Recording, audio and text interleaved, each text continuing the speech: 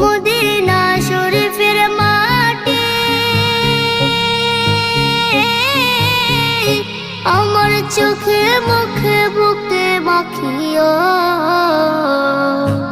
এমন পবিত্র মাটি, এমন পবিত্র মাটি আমার নবীর রওজায়। তোমরা যদি যাও গো মদিনায়, তোমরা যদি যাও গো মদিনায়। ইয়া রাসূলুল্লাহ ইয়া হাবিবাল্লাহ, ইয়া রাসূলুল্লাহ ইয়া হাবিবাল্লাহ। মদিনা শরীফের মাঝে বেহেশতের বাগান আছে ও। সেই বাগানে শুয়ে আছেন, সেই বাগানে শুয়ে আছেন প্যারা নবী মুস্তাফায়।